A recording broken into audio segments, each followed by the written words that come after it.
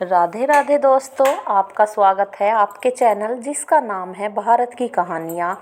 आज हम आपको सुनाने जा रहे हैं एक कहानी जिसका नाम है कन्यादान, एक आंसू भरी कहानी। राम राव जी के दो बच्चे थे, रूही और पवन। पवन बड़ा था और रूही छोटी। दोनों ही पढ़ाई में बहुत होशियार थे।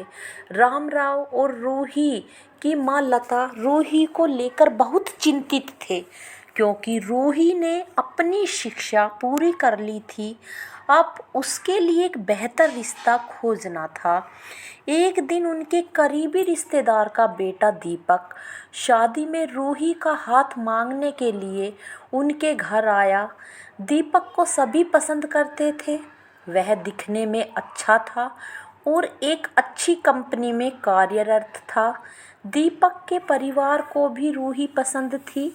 फिर इन सब के बाद शादी की तारीख तय हो गई और पवन के भैया और राम राव शादी की सारी तैयारियां कर रहे थे। क्योंकि शादी नज़दीक थी, सारी तैयारियां हो गई। शादी का दिन भी आ गया। पवन रूही का हाथ पकड़कर मंडप में ले आया। रूही सुंदर गुड़िया सी दिख रही थी। सुंदर नाक, आंखें, रंग गोरा, लंबी लंबी चोटी। रूही देखने में बेहद खूबसूरत थी।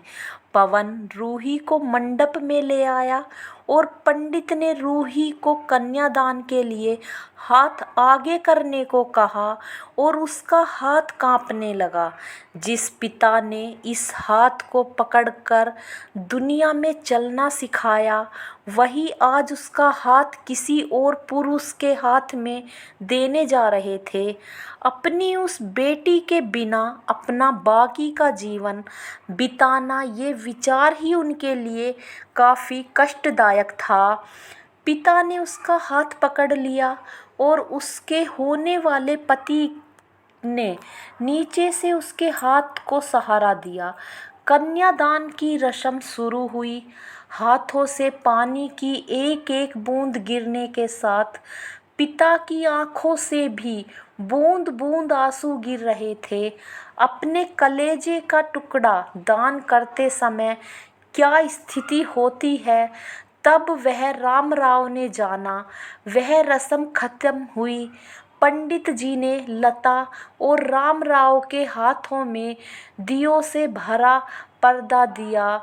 उनके सामने बेटी और उसका पूरा ससुराल परिवार बैठाया और पंडित जी ने कहा, आज से ही आपकी बेटी उनकी हो गई।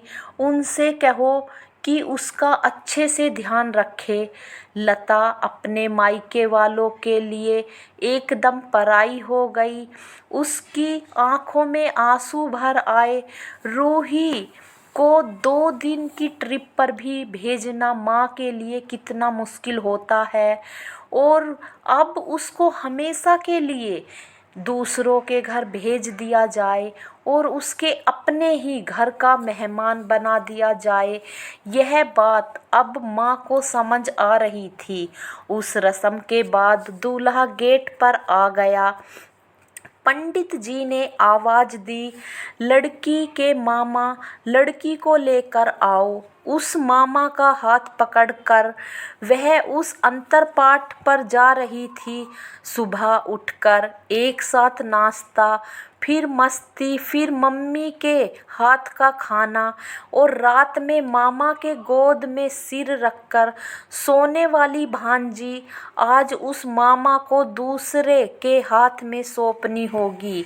यह सोचकर उसने अपने हाथ कस लिए। भाई दूज के दिन बिना कुछ मांगे मिलने वाला गिफ्ट, एक साथ फोड़े हुए पटाखे, टीवी कौन देखेगा, इस पर झगड़ा और दादाजी गुजर जाने के बाद उन दोनों का गले लगकर रोना। दोनों भाई बहनें आज एक दूसरे को देख रहे थे। रूही अपने आगे आने वाले नए जीवन को लेकर उत्साहित हो गई। रूही ने वरमाला पहनाई और अपने पति दीपक के पास खड़ी हो गई। रूही के सामने बहुत से लोग खड़े थे। कुछ आशीर्वाद दे रहे थे और कुछ पास होकर स्तुति कर रहे थे। फोटो के लिए उसकी सहेलियां आई। एक ने उसका हाथ पकड़कर, दूसरी ने उसका पल्लू अटका हुआ निकाला, तीसरी ने उसके आंसू पोंछे। हम घर रहने के लिए आ रहे हैं, आंटी को बोलना खाना खाने के लिए आएंगे। उसे उस एक कमरे की आवाज़, एक दूसरे के अधिकार और वह दिन याद आ आए जब वे एक साथ रहती थी। अचानक पति दीपक ने कहा कि तुम चारों की तस्वीर ले लो, मैं साइड में खड़ा हो जाता हूँ। और वह चारों चेहरे हंसे। खाने की कतार में आज रूही माँ बाप से दूर दूसरे लोगों के साथ बैठी थी। खाना खाने के बाद पंडित जी ने गौरी हार की पूजा करने के लिए बुलाया। रूही ने वहाँ मन से पूजा की। माँ ने रूही की झोली भर दी और अनीता आंटी ने कहा कि आप पीछे मुड़ना मत। रूही अचानक चौंक गई। वह आगे बढ़ने लगी। इतने सालों से बच्चों की तरह पाले हुए उस चाचा का बांध टूट गया।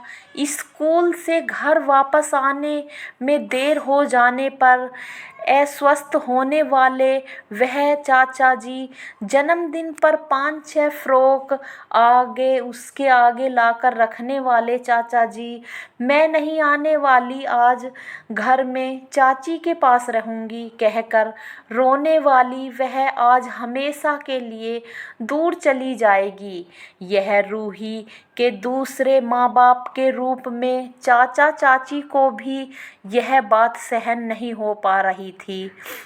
उसकी पहचान आज बदल चुकी थी। हाथों की वह हरी चूड़ियाँ, पाँव में बिछुआ और गले में मंगलसूत्र नए जीवन की राह दिखा रहे थे। सास का हाथ पकड़कर रूही उस फूलों से सजी गाड़ी में दीपक के साथ बैठी।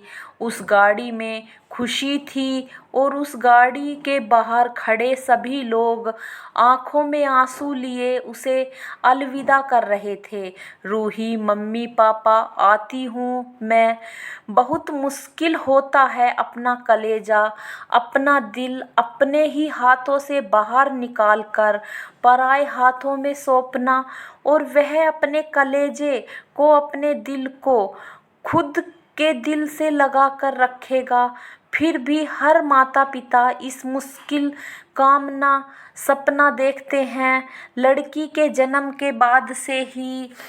तो दोस्तों, आज की कहानी यहीं पर ख़त्म होती है। तो इस वीडियो को लाइक कीजिए, चैनल को सब्सक्राइब कीजिए और वीडियो को शेयर करना ना भूलें। अपना सपोर्ट बनाए रखिए। धन्यवाद दोस्तों।